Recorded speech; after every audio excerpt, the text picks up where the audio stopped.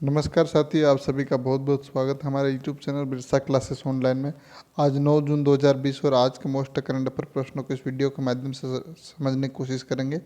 चलिए शुरुआत करते हैं। उससे पहले आपसे एक निवेदन है, इस YouTube चैनल पर आप नए हो तो इस चैनल को सब्सक्राइब करें और बेल आइकन को प्रेस करें, जिससे आने वाली वीडियो का नोटिफिकेशन आपको मिल सके। कल हमने प्रश्न पूछा था, केंद्र सरकार ने स्ट्रीट वेंडर्स के लिए हाल ही में कौन सी योजना शुरू की है।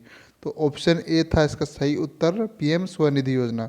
सुनील डावर, रमेश गाडरिया, संजय मंडलोई, ललिता चौहान और गोपाल चमलका, इन लोगों ने वीडियो के अंत में ये प्रश्न पूछा था। उसका उत्तर कमेंट बॉक्स में दिया है और आप भी दे सकते हैं इस प्रकार का उत्तर।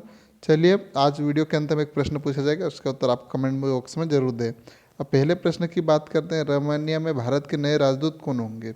राजीव कुमार, गायत्री एस कुमार, थांगलुरा दारलोंग और राहुल श्रीवास्तव। तो इसका सही उत्तर है राहुल श्रीवास्तव को रोमानिया में भारत के नए राजदूत के रूप में नियुक्ति दी गई है।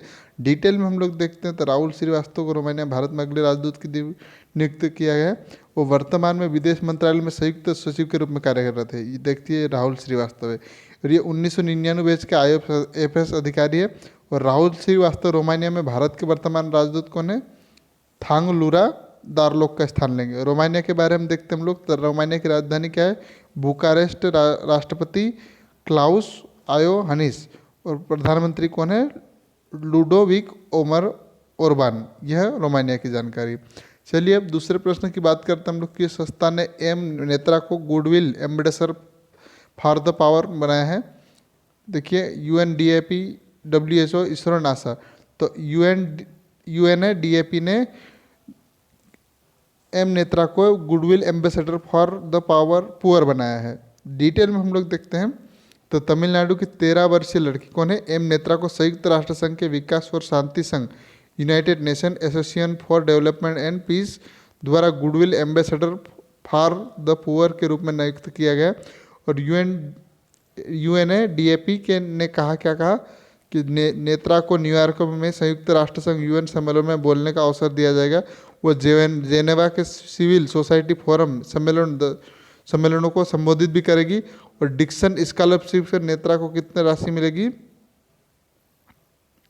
1 करोड़ रुपए, है ना। छात्रवृत्ति स्वीकृत की है।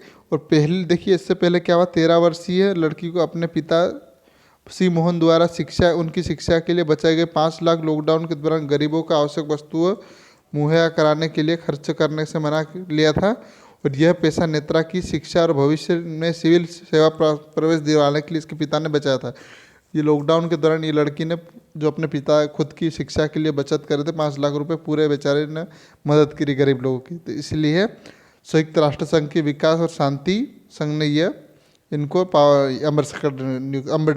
अम्बेसडर नियुक्त किया है। डिटेल में हम लोग देखते हैं। अब तमिलनाडु की है तो तमिलनाडु के बारे में पढ़ लेते हैं। तमिलनाडु की राजधानी चेन्नई है।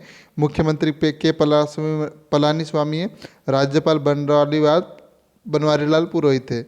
यहाँ पर राष्ट्रीय उद्यान की बात करते हैं तो मदुमलई राष्ट्रीय उद्यान, गिंडी राष्ट्रीय उद्यान, इंदिरा गांधी अन्नामलाई नेशनल पार्क, मुकुर्दी राष्ट्रीय उद्यान। और देखिए, मानचित्र में यहाँ पर ये देख सकते हैं, ये तमिलनाडु है। यहाँ पर लोकसभा की सीट कितनी है, 39 है। राज्यसभा की 8 सीट है। वो डिटेल में हम लोग देखते हैं तो यहाँ पर नदी कौन कौन सी, कावेरी, वेल्लर, अमरावती, वेगर, पलार, चिथार नदी। नृत्य की बात करते हैं भरतनाट्यम, कुमी, कोलावट्टम, कावड़ी। ये सभी दोस्तों एक नोट कर लीजिएगा, बहुत महत्वपूर्ण जानकारी है। तमिलनाडु से कई बार से प्रश्न पूछा जाता है। भरतनाट्यम तो कई बार पूछा जा चुका है, तो आप नोट कर लीजिएगा। अब देखिए, यहाँ पर बांध कौन सी बात करते हैं, वेगई बांध वेगई नदी पे, मुकुम्ब बांध कावेरी नदी पे, चिरापल्ली कपूर्णनिधि तिरुवेली बांध पे, कपूर नदी पे, सोलायर बांध किस नदी पे है, ये पनबिजली का हिस्सा है। इस परियोजना मुख्य बांध का सोलियर बांध, जो फ्लैकिंग सोलायर सैंडल बांध शामिल है। सोलायर या ऊपरी सोलियर बांध वल्लभपराई से 20 किलोमीटर दूर स्थित है, जो कोयम्बटूर में है। यह इतनी जानकारी है। और यहाँ पर पर्यटन स्थलों की बात करें हम लोग तो सुरली वाटरफॉल, ऊटी, इलागिरी, कांचीपुरम, रंगम, रामेश्वरम, कन्याकुमारी, मदुरई मीनाक्षी अम्मन मंदिर, सुचिंद्रम, थानुमलयम मंदिर। और हरित क्रांति के जनक कौन है, MS स्वामीनाथन। इनका जन्म भी यहीं हुआ था। विश्व का प्रथम ग्रेनाइट मंदिर तमिलनाडु में है, तंजौर मंदिर। कौन सा, वृद्धेश्वर मंदिर, है ना। तमिल भाषा शास्त्रीय दर्जा पाने वाली पहली भाषा है।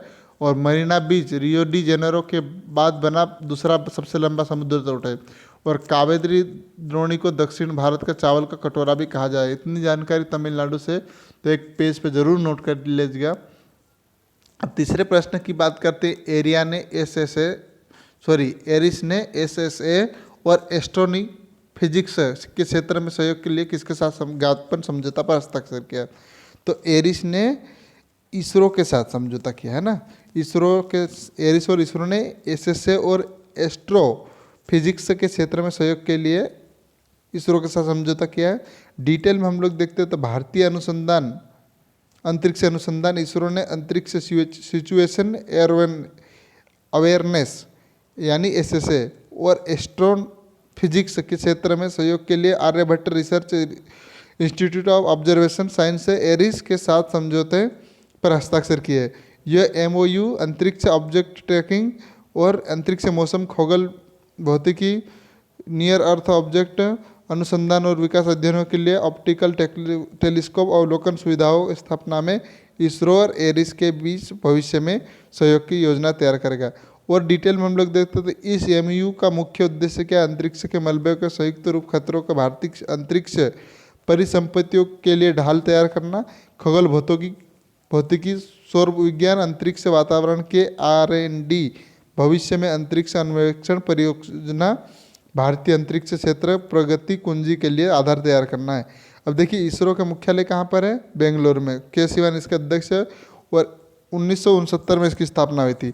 अब देखिए आईरिस की स्थापना कहाँ हुई थी? 20 अप्रैल 1954 में। नैनीताल उत्तराखंड में इसका मुख्यालय है। तो अब इतनी जानकारी इसे भी नोट कर लीजिएगा। अब चौथे प्रश्न की बात करते हैं। किस भारतीय उद्यमी को EI Ambe world entrepreneur of the year 2020 का पुरस्कार दिया गया? तो किरण मजूमदार शाह, सुनील मित्तल, अनीता अंबानी, कुमार बिरला। तो किरण मजूमदार शाह को ये भारतीय उद्यमी है, इन्हें EI world entrepreneur of the year 2020 का पुरस्कार दिया गया। डिटेल में हम लोग देखते हैं तो यह क्या है? बायोकॉन के कार्यकारी अध्यक्ष कौन है? किरण मजूमदार शाह। 2020 के लिए EY world entrepreneur of the year सम्मान से नवाजा गया और 41 देशों के 46 उद्यमी में इनका नाम चयन किया गया। 46 उद्यमी में से। और पुरस्कार के लिए 20 साल के इतिहास में यह सम्मान पाने वाली हेल्पैक्स लिमिटेड की ओलिविया लम के बाद दुनिया की दूसरी और भारत की पहली महिला उद्यमी है ये पुरस्कार पाने वाली। इसके अलावा तीसरी भारतीय महिला जिन्हें यह सम्मान मिला है। इससे पहले कोटक महिंद्रा बैंक के उदय कोटक 2014 और इम्फोसिस के नारायण मूर्ति को यह पुरस्कार दिया है। देखिए तीसरी व्यक्ति है भारत के नाम पे, लेकिन महिला में भारतीय पहली और तीसरी भारतीय है जिन्हें यह सम्मान मिला है। पहली भारतीय महिला विश्व में, दूसरी महिला है जिसे पुरस्कार दिया गया। चलिए पांचवें प्रश्न की बात करते हैं। किस राज्य सरकार ने मेक संदेश ऐप लॉन्च किया? राजस्थान, तेलंगाना, उड़ीसा और कर्नाटक। तो कर्नाटक सरकार ने मेक संदेश ऐप एप्लीकेशन लॉन्च किया। डिटेल में हम लोग देखते हैं तो कर्नाटक सरकार द्वारा मेक संदेश ऐप जारी किया गया। इसके द्वारा समय की निर्धारित जानकारी के साथ साथ राजधानी बेंगलुरु में बाढ़ तूफान के आने से पहले अलर्ट कर देगा यह ऐप। इस ऐप को भारतीय विज्ञान केंद्र ने कर्नाटक के प्राकृतिक आपदा निगरानी केंद्र व अन्य के साथ विज्ञान प्रौद्योगिकी के साथ द्वारा विकसित किया गया है। अब कर्नाटक ने विकसित किया तो कर्नाटक के बारे में देख लेते हैं हम लोग। कर्नाटक की राजधानी बेंगलोर है। मुख्यमंत्री ये है BS येदियुरप्पा है। राज्यपाल वजुभाई वाला है। यहाँ पर राष्ट्रीय उद्यान कौन कौन से? बंदीपुर राष्ट्रीय उद्यान, भद्रा राष्ट्रीय उद्यान, सोमेश्वर राष्ट्रीय उद्यान, तुंगभद्रा राष्ट्रीय उद्यान, नागरहाल राष्ट्रीय उद्यान, कावेरी वन्यजीव अभ्यारण्य, ब्रह्मगिरी वन्यजीव अभ्यारण्य, दांदेली वन्यजीव अभ्यारण्य, पुष्पगिरी वन्यजीव अभ्यारण्य, मेलकोटे टेम्पल अभ्यारण्य, दारोजा स्थित बियर अभ्यारण्य, बिली गिरिंगा वन्यजीव अभ्यारण्य। इतने राष्ट्रीय उद्यान यहाँ पर है और अभ्यारण्य है, इन्हें नोट कर लीजिएगा। लोकसभा की 28 सीटें, राज्यसभा की 12 सीटें और विधानसभा की 225 और यहाँ पर विधान परिषद भी है। देखिए भारत में विधान परिषद 6 राज्यों में बिहार, उत्तर प्रदेश, महाराष्ट्र, तेलंगाना और आंध्र प्रदेश और कर्नाटक में, इतने राज्यों में यह है। तो इसमें 75 सीटें हैं विधान परिषद की। चलिए अब छठे प्रश्न की बात करते हैं। विश्व तीरंदाजी फील्ड चैंपियनशिप को कब तक के लिए स्थगित किया गया? 2020, 21, 22, 23। तो इसका सही उत्तर 2022 तक के लिए विश्व तीरंदाजी फील्ड चैंपियनशिप को स्थगित किया है। डिटेल में हम लोग देखते हैं तो 2021 में होने वाला है अमेरिका के यांगटन में आयोजित किया जाने वाला है ना विश्व तीरंदाजी field championship, world archery field championship को कोविड-19 की महामारी को देखते हुए स्थगित कर दिया गया। अब WA ने 2021 के व्यस्त कैलेंडरों को 2022 तक के लिए स्थगित कर दिया गया। चलिए अब अमेरिका में है तो अमेरिका के बारे में देख लेते हैं। अमेरिका की राजधानी वाशिंगटन DC है। राष्ट्रपति डोनाल्ड ट्रंप है। उपराष्ट्रपति माइक पेंस और एक अमेरिकी डॉलर में 75.53 रुपये होते हैं। विश्व का सबसे छोटा और पुराना और लिखित संविधान अमेरिका का, तो मानचित्र में यहाँ देख सकते हैं अमेरिका है। चलिए 7वें प्रश्न की बात करते हैं। हाल ही में किसकी अध्यक्षता में महिला एवं बाल विकास मंत्रालय ने कार्यबल का गठन किया गया? जया जेटली, मेनका गांधी, किरण मजूमदार साहब, मेघा पाटकर।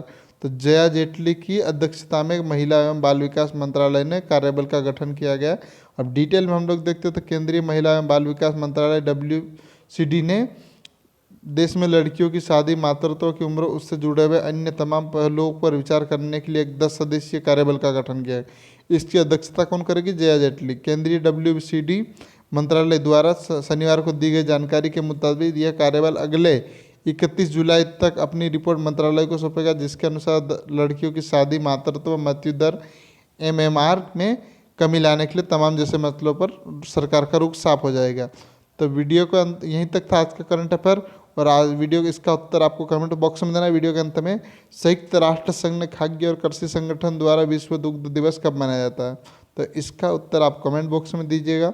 तो इसका आपका उत्तर सही होगा तो वीडियो में आएगा। और धन्यवाद। जय हिंद, जय भारत।